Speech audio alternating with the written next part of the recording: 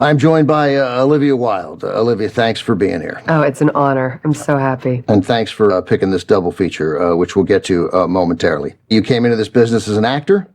You're a director now. Do you still consider yourself an actor-director, or are you a director-actor? Oh, good question. Well, I started as a casting assistant. Well, I'm assuming you're not doing a lot of that anymore.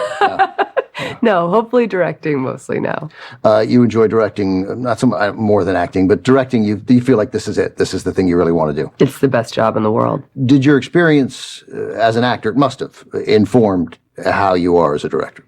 Completely, because I feel like I'm multilingual. Part of directing is just communicating, which I think acting really is what that's about, is listening and communicating. And I think that acting should be an essential part of the directing training process. 2019, Booksmart. Yes. 2022, Don't Worry, Darling. Mm-hmm. This is TCM. I'm convinced that I'm going to say Move Over, Darling. But Don't Worry, Darling. Both well received. Did you know that you wanted to direct throughout the body of your acting career? Yes, I took every opportunity to shadow directors and DPs. And, as an actor, you are not privy to so much of what makes a production work. There is this kind of arbitrary separation between actors and crew, when really we're all crew. And I started to kind of blur those lines and say, well, hang on, who built this set? How does that happen? And so then I started learning from the production designers and art directors and started really asking questions. I mean, I think of the people who took time out of their busy schedules to answer this actress's questions over and over and over again. I'm so grateful because I started to understand what it really takes to make a movie.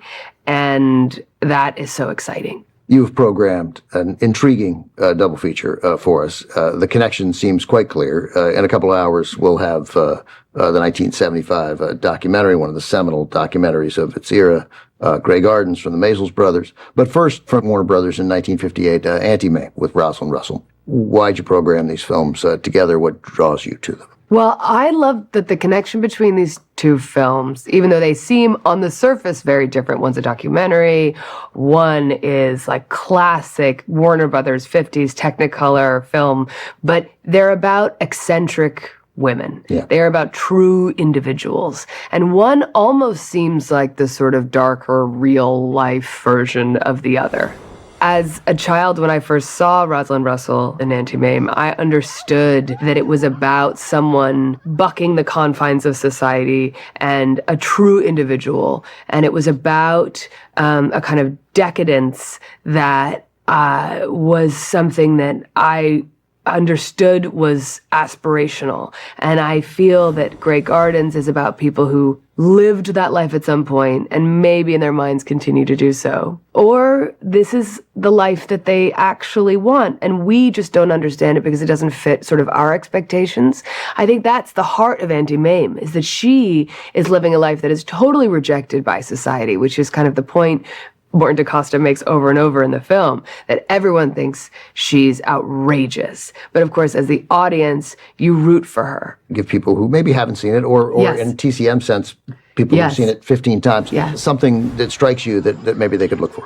Rosalind Russell made this film when she was 50 years old and allowed the world and certainly Hollywood to understand that a middle-aged woman could still really crush. And she is so fantastic in the role.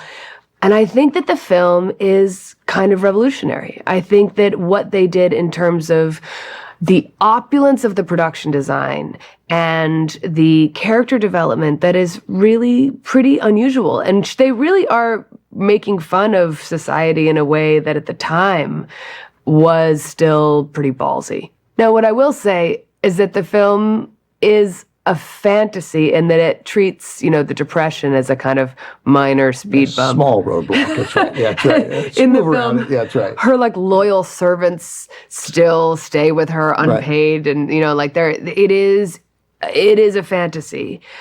But in a way, it also is an incredibly loving portrait about family. And that's another connection the two films obviously have.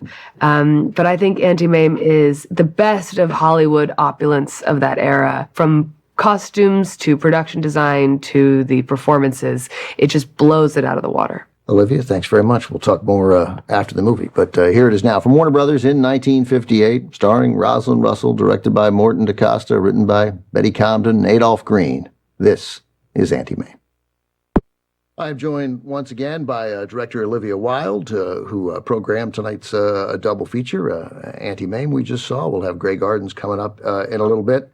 Jan Hiltzik, who played young Patrick. Yes. Taking nothing away from older Patrick, but young Patrick. And Jan had this role on Broadway, too, with Roz Russell. He's yes, so which good. I think you can tell. They obviously love each other. He feels very safe with her. They have such great banter. And he really created a character. He's hilarious in the film as the kind of perfect child. Like, this is the child all our grandparents really wanted to have. That, like, when he opens his gift and she's given him, like, long pants for his birthday, and he's like, "Wowee, Auntie Mame, can I try them on now? Can I?" And he, like, runs away, and she's like, dream. And I always think, like, that is, again, a fantasy. Long pants. Long pants! And I was like, man. Not the gift kids today really get excited No, about. my kids wouldn't be as psyched. Yeah. But I think it's really interesting because the end of the film is, of course, victorious because she's found a rich boyfriend. I'm sorry. It is a little abrupt when he falls off the cliff. He falls off the cliff. And yet it's like, she doesn't really mind. It's like she's had this adventure with him. She's kind of okay. In the very end, you get the sense, like, she knows she's happy because she wants an adventure buddy. When I was a kid, I was like, I want to go live with her. I want to leave school and go, like, hiking. Sure, with someone who thinks Labor Day is in November. Exactly. Yeah, it's in the middle the opening scene, her first scene of the cocktail party, so good, is one of the greatest scenes of all time. Where it tells you, we learn in 2 minutes, like, everything about this character that's going to be incredibly consistent through what it would 2 hours, 20 minutes. Exactly. She announces from the top of the stairs there's more gin coming. She doesn't know who the party's for. It's a constant influx of guests. And I think that she is revolutionary in that aspect because at the time, an unmarried woman without children would have been a bit of a pariah. Roz Russell always played strong characters so effectively. Exactly. To get back to Beauregard's death. Yes. When he falls off the mountain. It strikes me that Morton DaCosta was an interesting choice because we're making a movie now. They could shoot something. They could show him slip. Obviously, they're not going to show a terrible death scene. But clearly to me, and I don't know this to be true, but clearly to me it was handled exactly the same way it was on the stage. On stage, it's with a so shot of true. her and the sound, which is just how I imagine that would have happened. It's so true. I wonder how much they learned from what worked on Broadway. Right. I think about this in every kind of film adaptation of a play. It's like, what was clearly the way that the audience got the joke in the most effective way and that they then mimicked?